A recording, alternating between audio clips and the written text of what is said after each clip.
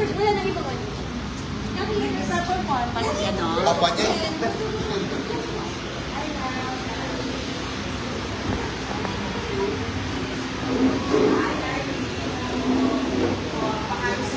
Yung alin, yung alin.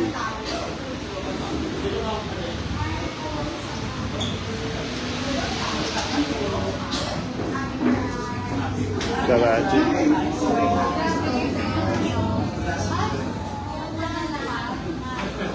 Dapat bukas.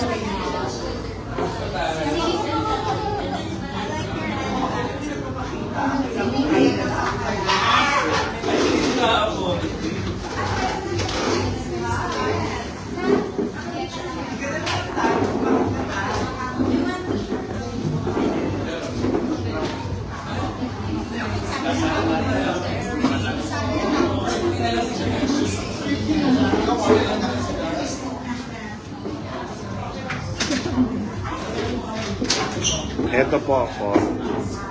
Batuhan niyo na lang ako. Magsasayaw ba ako?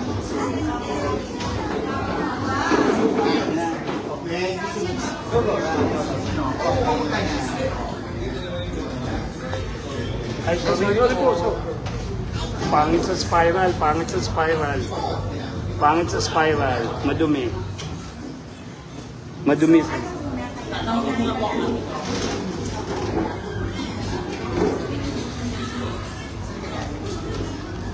Andito mga boys.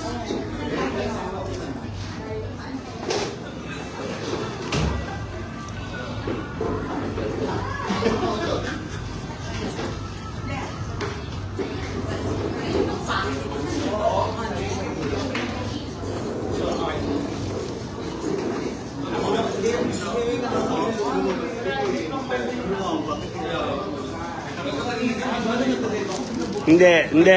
Naka-flat, naka-casual. Naka-denim.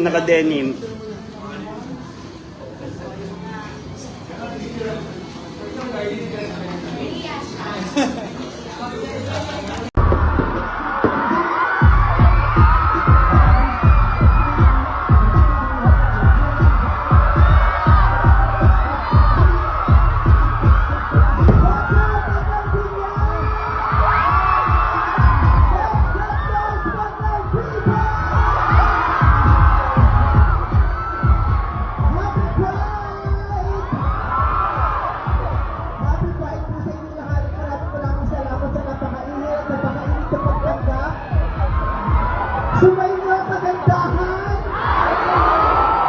Sumayin niyo ang kabaklaan! Pagkabili niyo ang katombo yan! Ayan, narinito ako para makisama sa inyo sa pagdiriwang ng Pride Month. Bago na kapag ang barangay, wala ko sa lahat ng kayo.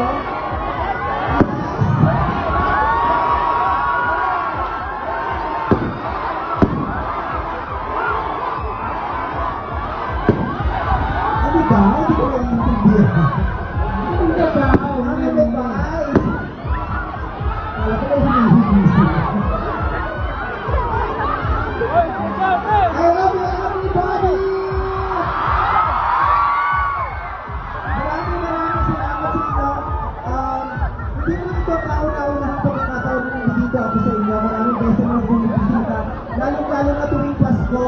Dahil sinasamahan ko kayong magdiwang ng paparating na Pasko at inibitahan ko rin kayo lagi. Tuwing meron akong MG sa Metropole Manila Film Festival. Pero ito yung first time na magsasama-sama tayo sa pagdiriwang ng Pride Month. Yes.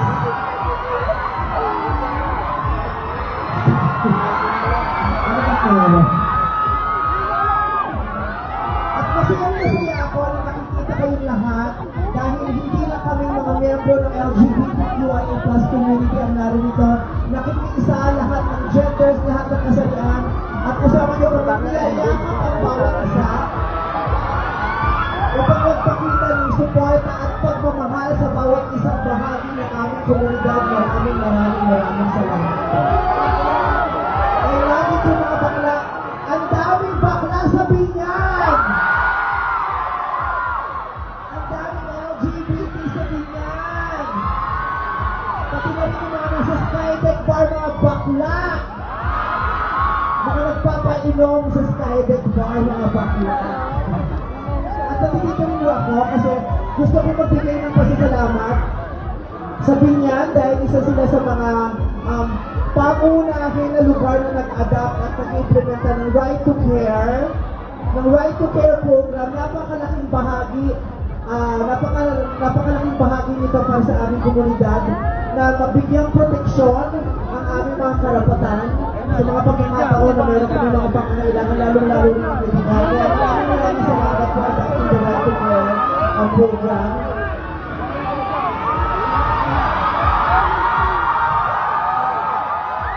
Alam ko nagagandahan kayo sa akin sa personal kaya nagkakagandahan kayo.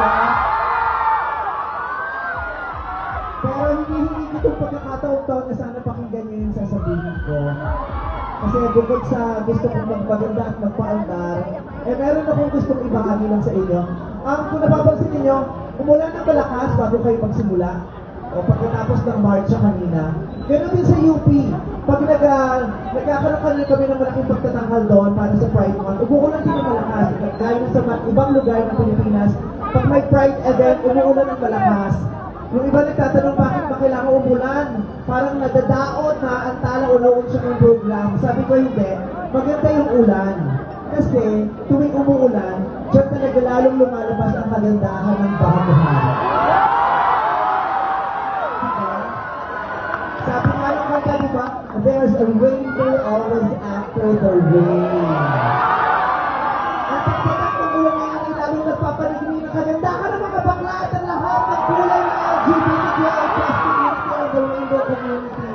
Yes, kung sa araw at umuulan lumalabas, tayo bilang mga bahaghari, pero sa gabi tayo naman ay parang mga tala sa langit.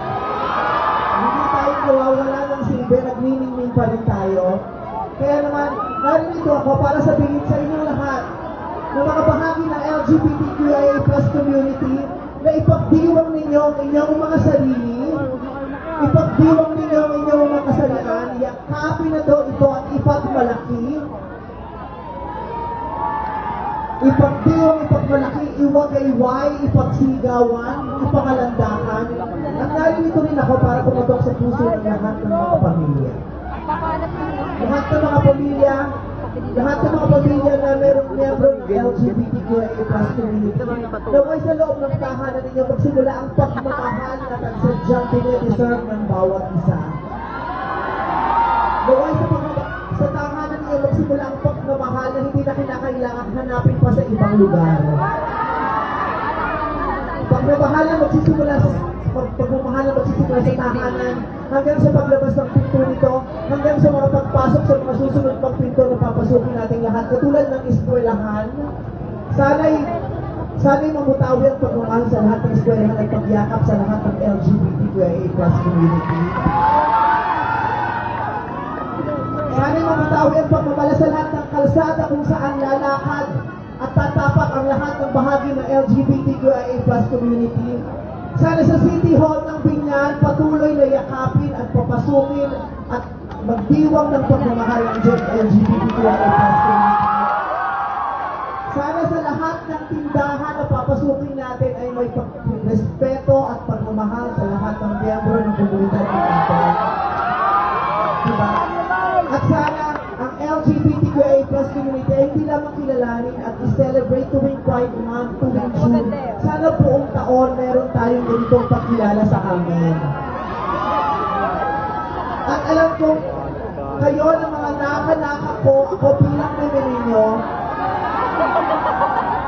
alam kong susuportahan, yes, bilang mama nyo, alam kong hindi kayo pababayaan at poprotektahan kayo ng gobyerno sa Binyan, Laguna.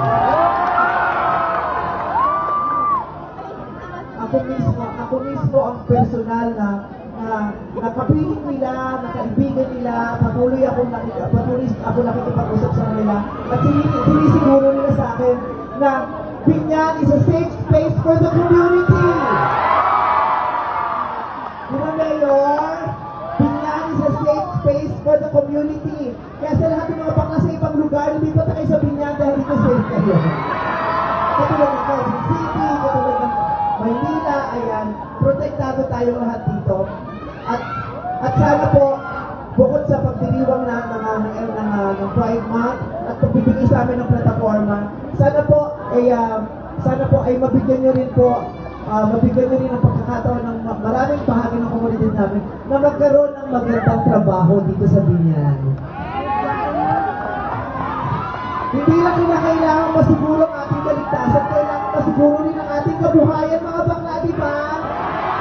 Kaya kailangan maprotektahan ang karapatan natin magkaroon ng maganda at disenteng trabaho dito sa Binyan.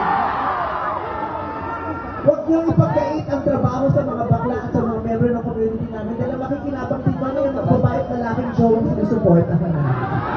Charot. Ang mga tambay na pinapainom namin. At ang mga pamilyang sinusuportahan ng bawat isang breadwinner na LGBTQIA+ member. Diba? Ang edukasyon ng bawat isa ay naway maprotektahan din. Mahaba-haba pa ang lalakbayin natin lahat, pero magandang... Ayan, ganyan. Maganda ka, be. Ay, maganda ka, be. Birthday niya, ma. Ma, birthday niya. Yes, birthday niya. Why? Bebe, nasa na ka? Di kayo tayo.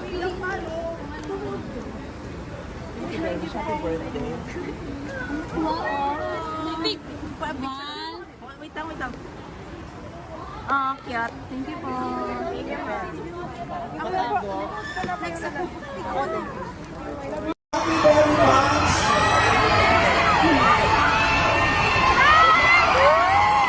Maraming salamat kay Mayor Jen Alonte at sa Alonte family. Maraming salamat sa pagmamahal sa LGBTQIA+ community. Patuloy ko kayong pasasalamatan. At ayun pa, sana huwag po kayong magsasawa. Hello po. Hindi ko alam kung sigurado ako hindi lahat na dito bakla o tomboy o bahagi ng LGBTQIA+. Sino rito ang mga diretso straight na babae, taas ang kamay? Sino rito mga straight na lalaki, taas ang kamay? Bakit kayo nandito? Ang tanging hiling ko, sana ang dahilan kung bakit kayo nandito ay hindi para lang mag-party. Sana ang dahilan kayo bakit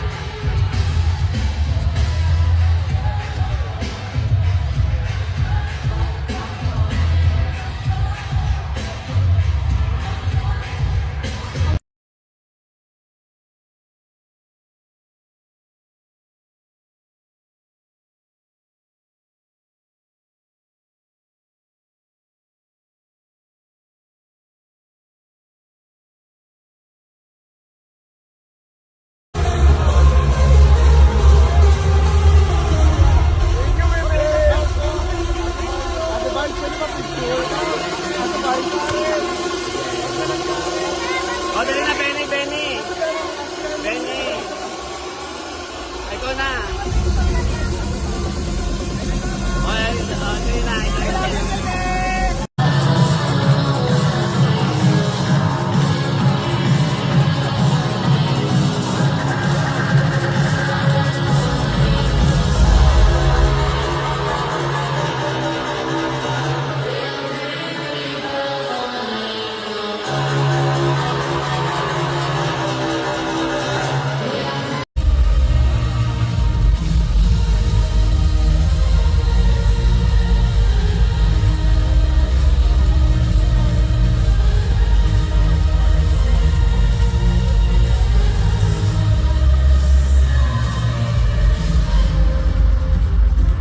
White party. Yes!